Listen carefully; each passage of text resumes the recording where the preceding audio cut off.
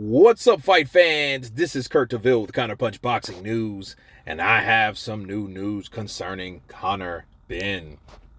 Conor Benn breaks silence and he releases his first statement.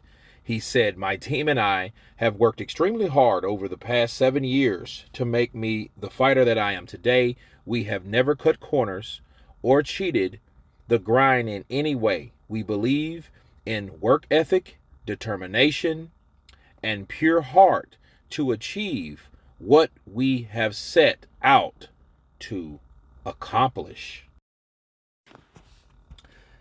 He also says, "It's been really hard for me to accept that people think that I would do what I was accused of, but what I've come to realize is people rush to judgment without knowing the facts, especially people in the boxing community, and most disappointingly, even those that know me." Okay. He continues, "I've stayed in the gym and continue to work extremely hard, stay positive that my innocence will be proven and the truth will come out. My team has proven my innocence and the truth will come out soon. Until then, I won't be commenting further due to confidentiality."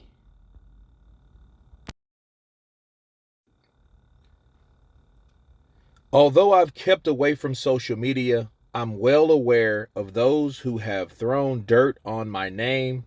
I'll forgive, but I won't forget. Tony Sims has had a clean gym for 26 years. I respect the gym. No one is bigger than the gym. Hard work and dedication is what we stand for. We don't condone cheating or cutting corners. Those are the words of Conor Benn. And let me counterpunch. Conor Benn obviously has got this case in the bag. I mean, he has to say the words that he said. Conor Benn is saying, "Hey, I'm innocent. I will show you guys. Just wait and see. Then you will see me." Bars. But I seal the real you. And you know what? You know what to do. Seriously, all jokes aside with Conor Benn, he was thrown through the mud. I don't know what the court case will find out. Obviously, he's cleared in some type of shape, form, or fashion, because it would be a damn shame if he's not saying all he said, with that. He says, "There's times I'm thankful to everybody who supported me through this tough time. Tough times don't last, tough people do. We keep it moving and we continue to chase the end goal of being the world champion. It's a minor setback." Okay. Well, as I was saying though, I think the big explanation, is paramount.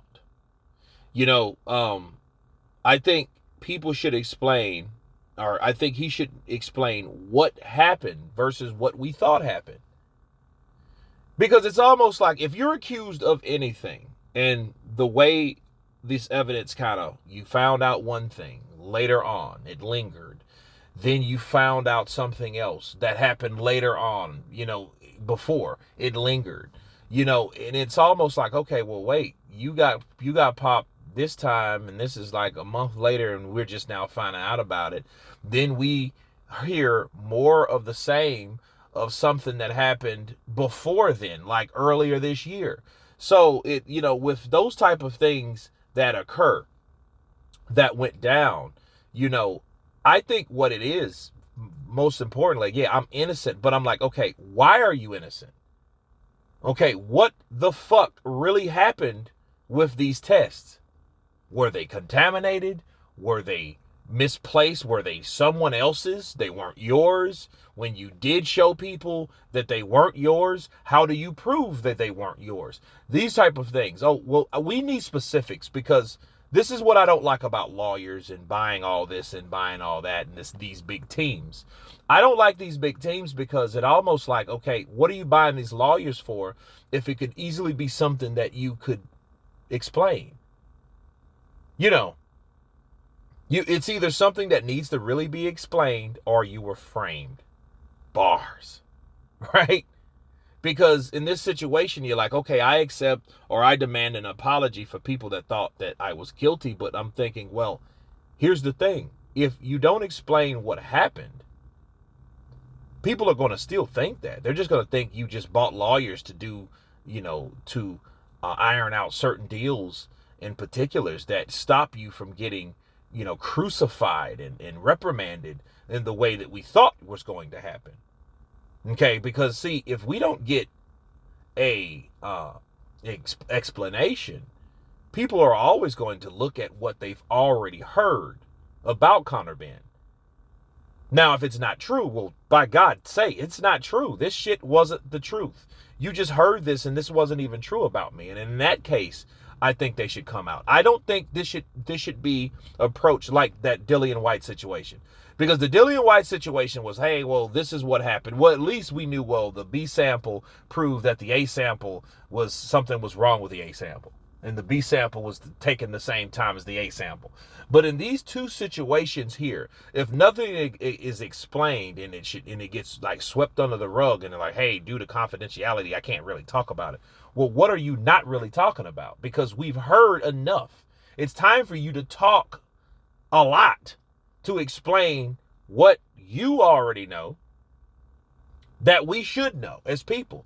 Because if it looks like a duck, walks like a duck, quacks like a duck, chances are it's a duck, baby.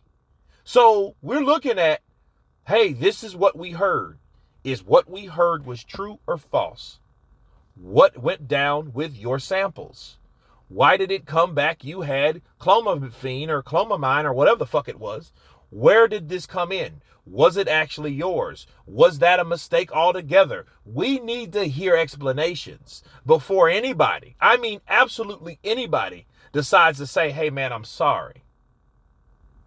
Counterpunch. But anyway, you guys tell me what you think of this breaking news of Conor Benn saying that, hey, I was innocent this whole time.